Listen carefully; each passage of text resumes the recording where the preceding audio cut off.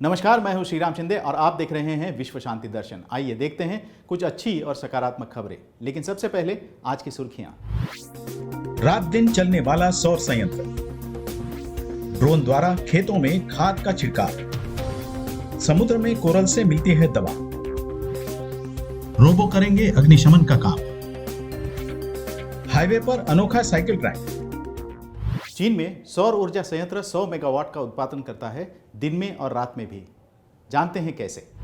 2 साल पहले चीन ने गांसू प्रांत के डनहुआंग शहर में अपना पहला 100 मेगावाट सौर ऊर्जा संयंत्र शुरू किया। इस सौर ऊर्जा संयंत्र में जमीन से 260 मीटर ऊपर लगा एक ताप अवशोषित करने वाला टावर है। यह सौर ऊर्जा संयंत्र 60.8 वर्ग मीटर में फैला है।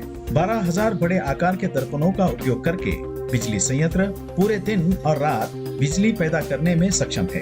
ये प्रतिवर्ष 390 दशलक्ष किलोवाट प्रति घंटे बिजली प्रदान करता है। 12,000 बड़े आकार के दर्पण सूर्य के प्रकाश को प्रतिबिंबित करने की स्थिति में होते हैं। टावर के शीर्ष पर पिघला हुआ नमक गर्मी को पुनः प्राप्त करने के लिए संग्रहित करता है। वर्तमान में चीन सबसे अधिक स्थापित फोटोवोल्टिक क्षमता वाला पहला देश है।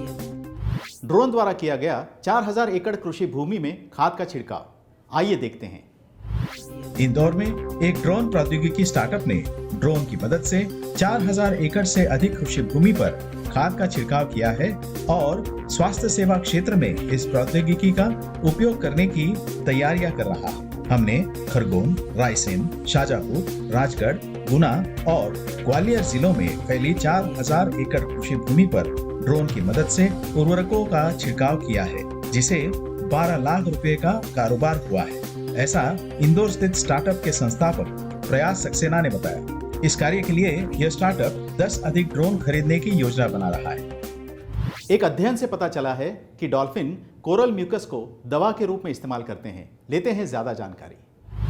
शोधकर्ताओं ने पाया कि लाल सागर में डॉल्फिन का एक झुंड नियमित रूप से कुछ कोरल और स्पंज से अपने शरीर को रगड़ती है। शायद उनकी त्वचा को आराम देने के लिए वे ऐसा करती हैं। मिस्र के तट से दूर लाल सागर में बॉटलनोज डॉल्फिन को अपने शरीर को प्रवाल से रगड़ने के लिए कतार में खड़े देखा गया। ज्यूरिख विश्वविद्यालय की एक अतिथि शोधकर्ता वन्यजीव विज्ञानी एंजेला जिल्टनर ने देखा कि वे किस प्रकार के कोरल से रगड़ते हैं। उन्होंने अगले 13 साल इस संशोधन में बिताए।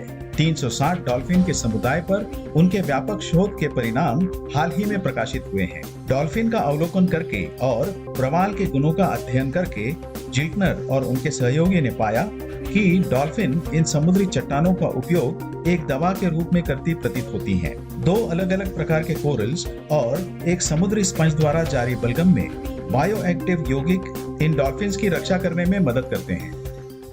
दिल्ली में अग्निशमन का काम अब रोबो करेंगे। रिमोट कंट्रोल से बचेंगी जानें। दिल्ली सरकार ने शहर में आग बुझाने में मदद के लिए नवीनतम तकनीक विकसित की है।